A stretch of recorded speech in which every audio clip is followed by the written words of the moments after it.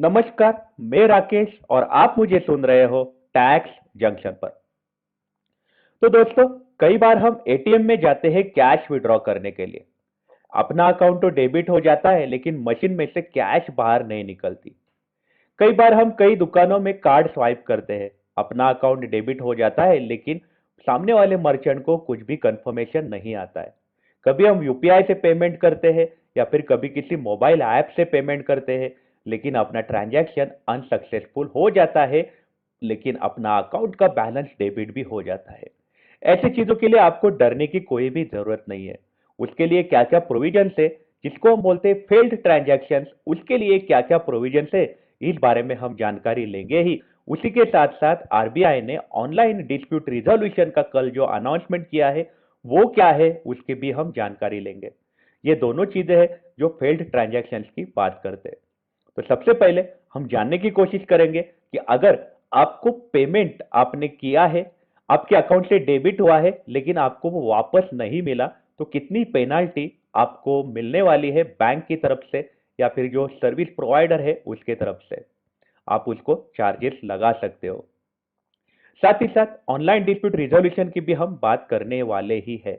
लेकिन उसके पहले मैं आपको बताऊं कि अगर आपने हमारे चैनल को सब्सक्राइब नहीं किया है तो अभी सब्सक्राइब करिएगा, क्योंकि ये चैनल पे हम आपको banking, finance, income tax, GST के साथ साथ एजुकेशन और एग्जामिनेशन के भी अपडेट्स देते रहने वाले हैं।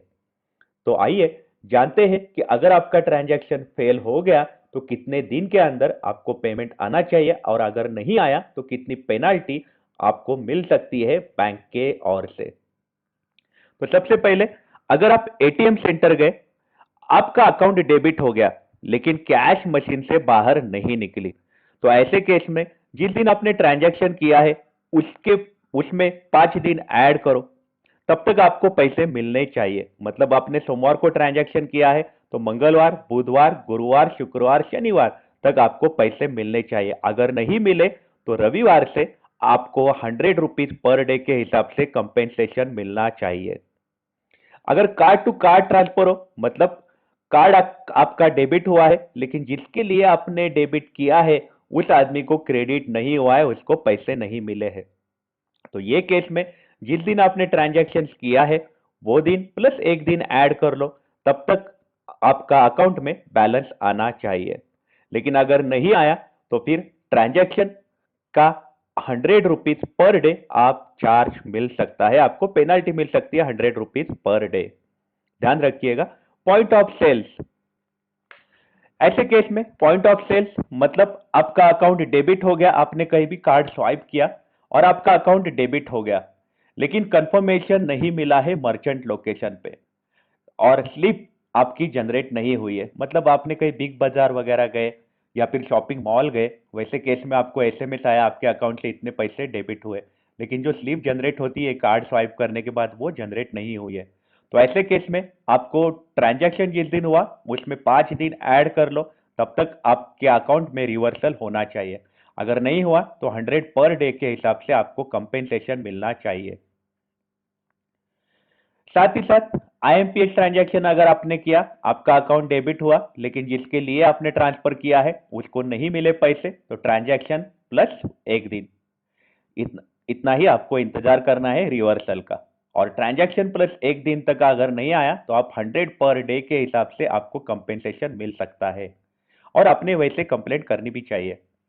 यूपीआई, यूपीआई भीम ऐप वगैरह के थ्रू हम अगर पेमेंट करते हैं तो ऐसे केस में भी ट्रांजैक्शन प्लस 1 डे, अगर आपका अकाउंट डेबिट हो गया लेकिन बेनिफिशियरी को अकाउंट में पैसे नहीं आए तो आप ट्रांजैक्शन प्लस 1 डे काउंट कर सकते हो। अगर ट्रांजैक्शन प्लस 1 डे तक पैसे नहीं आए तो 100 पर डे आपको पेनाल्टी मिल सकती है, कंपेंसेशन आपको मिल सकता है। अगर आपका अकाउंट डेबिट हुआ लेकिन कंफर्मेशन नहीं आया मर्चेंट लोकेशन को, जैसे हम अमेजोन के लिए हम यूपीआई पेमेंट करते हैं और आपके अकाउंट से पैसे चले गए, आपको भीम ऐप ने बता दिया कि पैसे चले गए, अमेजोन के साइट पे आप जाते हो, वहां पे कुछ भी कंफर्मेशन नहीं आया, तो आपको 5 दिन के अंदर ट्रांजैक्शन जिस दिन किया प्लस 5 दिन, इतने दिन में सोमवार को ट्रांजैक्शन किया तो शनिवार तक आपको रिवर्सल आने चाहिए। अगर नहीं आया तो आपको 100 पर डे का कंपेंसेशन मिल सकता है।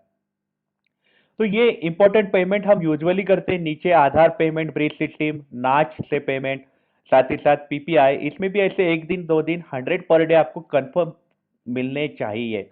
अगर नहीं मिल रहे तो आप कंप्लेंट दाखिल कर सकते हो, ये इंपॉर्टेंट बात है।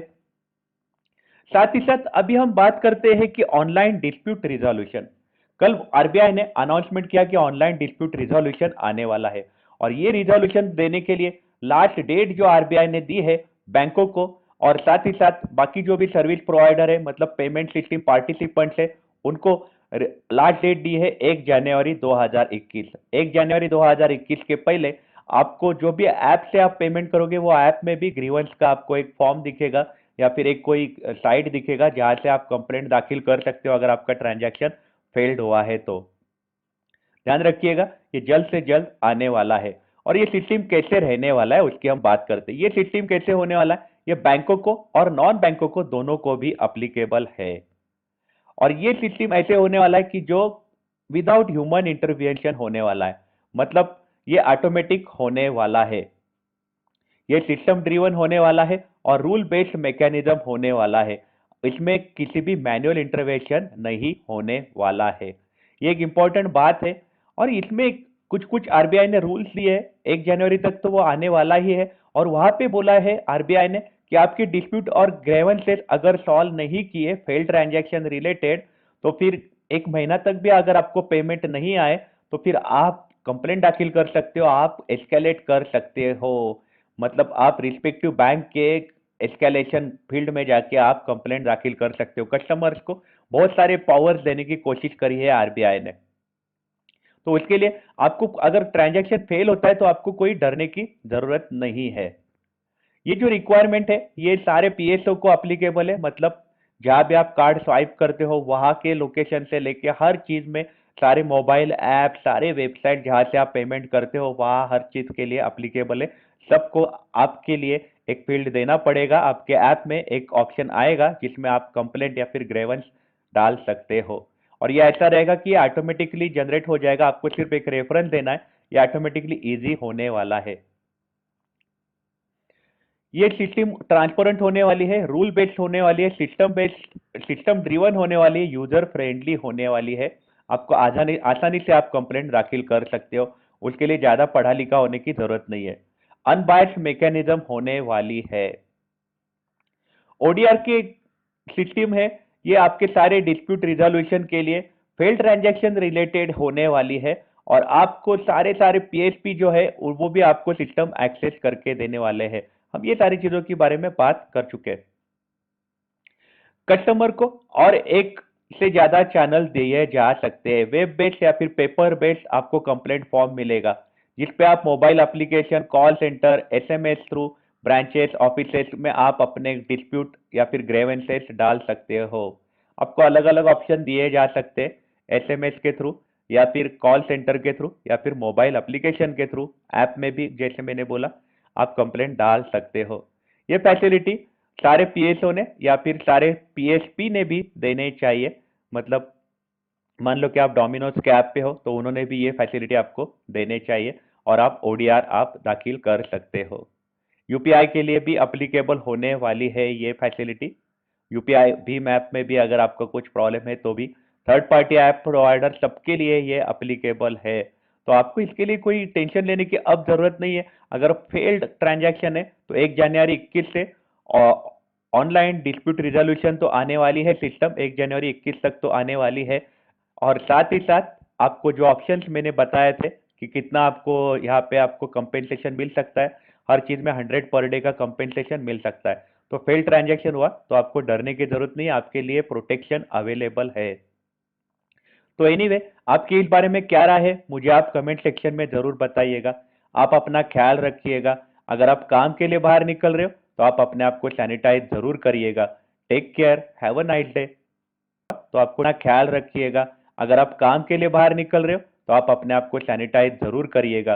Take care, have a nice day.